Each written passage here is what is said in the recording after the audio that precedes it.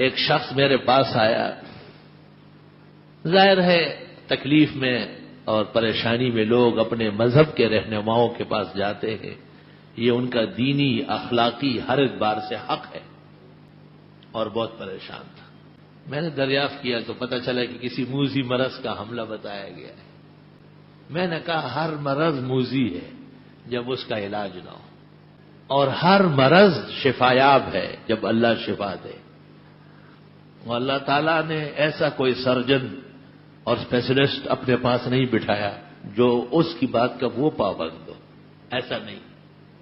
واللہ غالب علی امرہ، اللہ اپنے تمام کاموں میں خود زوراور ہے، اس پر کوئی غالب نہیں۔ باتوں باتوں میں نے ان سے پوچھا کب سے یہ تشویش پیدا ہوئی ہے؟ کہ 3 مہینے ہو گئے۔ میں نے کہا ان 3 مہینوں میں ایسی کتنی راتیں ہو گئی ہوگی کہ آدھی رات کے بعد آپ وضو کر کے مصلی بچھا کر 2 رکعت 2 رکعت 2 رکعت 2 رکعت 2 رکعت 2 رکعت 2 رکعت، جیسے بخاری میں ہے صلی رکعتین ثم رکعتین ثم رکعتین ثم رکعتین ثم رکعتین ثم رکعتین ثم رکعتین ثم اوتر، 12 رکعت پڑھ کر پھر وتر پڑھے، اور اس کے بعد دعا مانگی۔ اس نے کہا ایک دفعہ بھی نہیں مانگی۔ میں نے کہا میں تو ویسے ہی مشہور ہوں، ورنہ جی چاہتا ہے کہ یہ لاٹھی آپ کے اوپر استعمال کروں۔ جو خود اپنے بال اور ناخن کا جان اور عزت کا مالک نہ ہو، اس سے کیا دم کرانے ہے؟ وہ چیز کیا ہے؟ اور اتنا بڑا خدا اور اتنے بڑے پیغمبر سارے جب پریشان ہو جاتے تو کہتے ہیں رات آنے دو، راتوں کو اٹھ کر کے اللہ سے مانگیں گے۔ قرآن کریم میں ہے کہ یعقوب علیہ السلام کے مجرم بیٹوں نے جب حضرت سے معافی مانگی تو آپ نے فرمایا میں ان قریب تمہارے لیے معافی مانگوں گا۔ عبداللہ ابن مسعود سے منقول ہے اخرہ الی السحر، حضرت نے دعا سحری کے لیے مؤخر کر دی کیونکہ یہ قبولیت کی گھڑی ہے۔ میں نے کہا مانگو دعا۔ جب یہاں لوگ آتے ہیں بیماریوں سے ظالموں سے تنگ آ کر مجھے فریاد کرتے ہیں تو میں پہلے یہ کوشش کرتا ہوں کہ اس نے خدا تعالیٰ سے بات کی ہے۔ اللہ تعالیٰ سے بات کرنا بہت ضروری ہے، اور ٹھیک ٹھاک بات کرے، وہ موجود حقیقی اور زبردست ذات ہے۔ چھوٹے چھوٹے آدمی بندوں کا ایسا خیال رکھتا ہے، یقین کر لو 15 دن بعد میرے پاس آیا اور اس نے کہا رپورٹ آ گئی، بیماری ختم ہو گئی۔ میں کبھی کبھی ناراضگی میں کہتا ہوں کہ یہ ظالم لوگ قابل رحم نہیں ہے۔ کیوں؟ اتنی بڑی درگاہ موجود ہے، راتیں اپنی، وقت اپنا، گھر اپنا، اس کی کوئی شرط نہیں، کوئی فیس نہیں، بس تسلی قلب کے ساتھ ٹھنڈے دل سے یا رب بیماری دور فرما، خدا صحت عطا فرما، یا رب ڈاکٹروں کا محتاج نہ بنا، اسپتالوں میں نہ لے جا، یا رب یہ رکے ہوئے اعضاء، یہ ناقص پرزے، یہ کام چھوڑنے والے اعضائے بدن، ان میں پھر جان ڈال دے۔ دیکھ اپنے خدا کو بس، اس سے کون پوچھتا ہے کہ چند دن پہلے 15 لیبارٹریوں کا رپورٹ آیا تھا کہ کینسر ہے، اب 22 لیبارٹریوں نے لکھ دیے کہ السر ہے، اور چند دن دوا کھا کے ساری نمی خشک ہو گئی اور آدمی بالکل جیگتا جاگ چل رہا ہے۔ میں نے کہا ادھر آؤ سیٹھ صاحب، ادھر آؤ ذرا، اب بھی تم گرفت میں ہو، بچ نہیں سکتے۔ میں نے کہا ایک عالم مر چکا تھا اور پھر زندہ ہو گیا تھا، مفسر ناصر الدین، تو وہ لوگوں سے پوچھتا تھا کہ اب جلدی طریقہ بتاؤ، شکر کیا کروں؟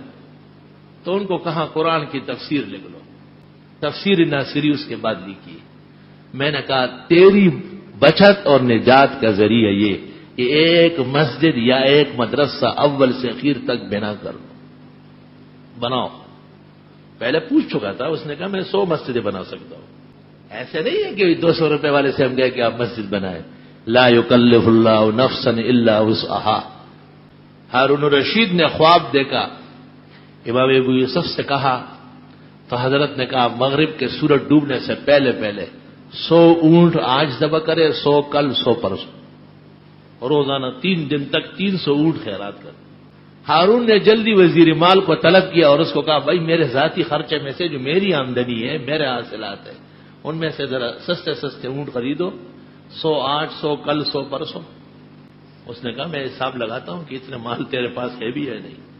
ہارون رشید کو امام ابو یوسف کہتے ہیں یہ نہیں ہے تو گھر والوں کے زیورات بیچو، وہ بھی نہیں ہے تو ان کے کپڑے بیچو۔ اتفاق سے ایک سقایا آیا جو مشق میں پانی دربار میں بھرتا تھا، اس نے بالکل اسی طرح خواب سنایا۔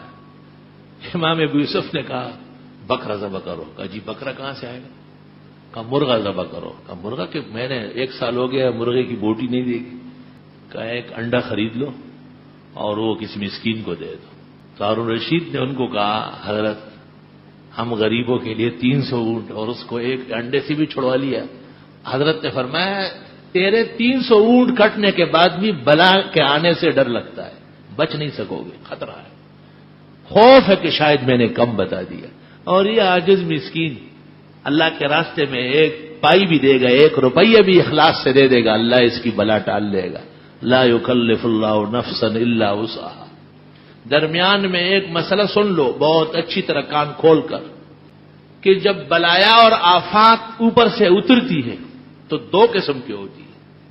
ایک وہ جو اٹل، اس میں کوئی اشارہ نہیں ہوتا، وہ آتے ہی آدمی کی گردن پکڑ لیتی ہے، پہلے سے فیصلہ ہے کہ اس کو چھوڑنا نہیں ہے، یہ ساری زمین بھی دے دے نہیں چھوڑوں گا اس کو مبرم کہتے ہیں۔ اور دوسری بلایا اور آفات وہ ہے کہ جب آسمان سے نازل ہوتی ہے تو حکم ہوتا ہے کہ رک رک کے چلنا، اگر اس درمیان میں اس کی دعائیں، خیرات، صدقات، اچھے اعمال یہ فوراً روانہ ہو جاتے ہیں۔ الیہ یصعد الکلم الطیب۔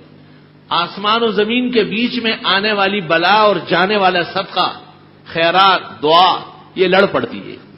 اگر دعا، صدقہ، خیرات تکڑا ہو تو بلا پٹ جائے گی، وہ جبڑے واپس بند کر کے ایک طرف ہو کے بھاگنا شروع کر دے گی۔ اور اگر دعا اور صدقہ کمزور ہو اور یہ پٹ گیا تو یہ شخص مرے گا، یہ عذاب میں گرے۔ یہ اچھی طرح سن لو، تمام فقہاء و محدثین اور صوفیاء کا متفق فیصلہ ہے، اور اس میں مرفوع روایت مسند ابی اعلیٰ میں موجود ہے۔